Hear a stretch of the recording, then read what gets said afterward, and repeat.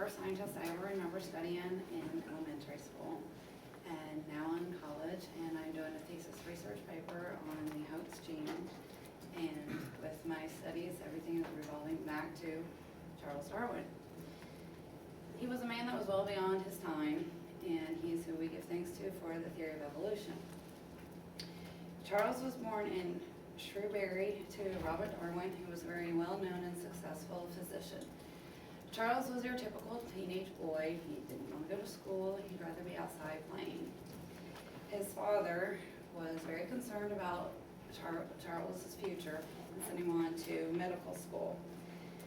This was discussed from the book Charles Darwin, People Who Made History by Don Nardrow.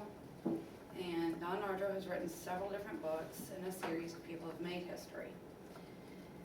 While he was in medical school, he witnessed his first operation on a child, and at that point in time there was no anesthesiology. So he became very ill and was traumatized by the whole thing, and he left medical school.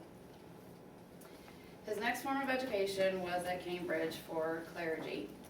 This is where he gained many varieties and interests in science. He became close with Professor John Stevens Henslow, and he became interested mainly in zoology and geography. This is how he got his invitation to take a voyage around the South Seas through the Cape Verde Islands all the way down to Brazil. This voyage, which was on the HMS Beagle, started in 1831, lasted 5 years, and ended in 1836.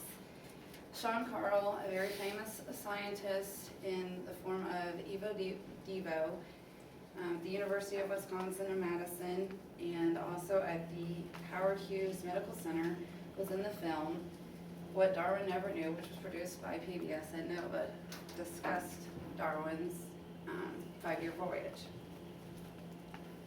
On his return, he wrote his first book, The Zoology of the Beagle, which was published in 1840.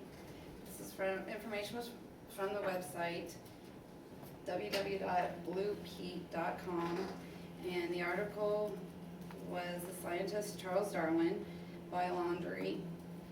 He has written several different articles throughout that website about different scientists.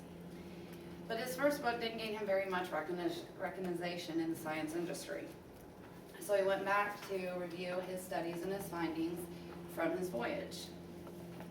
His first major discovery was along the Galapagos Islands, and these were 13 islands that were stretched about a 600-mile stretch off the coast of Ecuador. Darwin discovered finches. He noted that on several different islands, the finches had different beaks, some of which were small, thin, pointy beaks, while others were a long, parrot-shaped beak.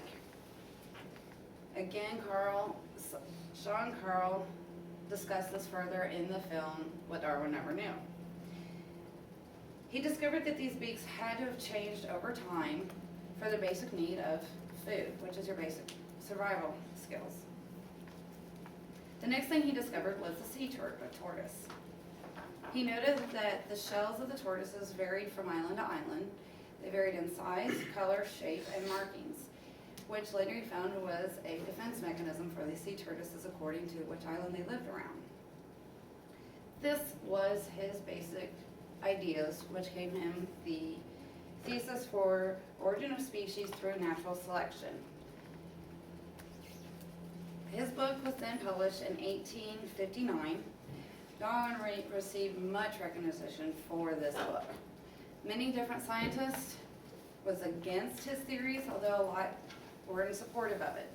So over the years, his theories were tried and tried and tried over again.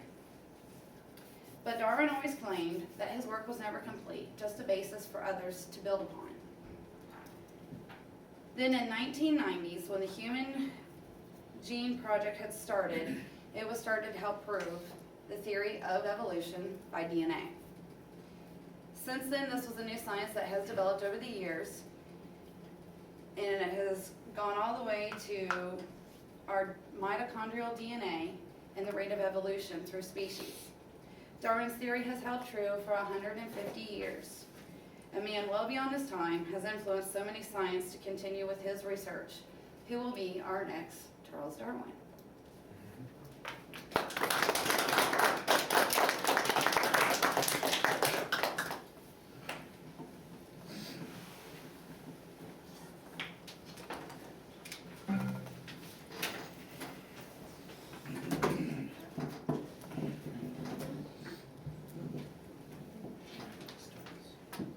Are we all finished?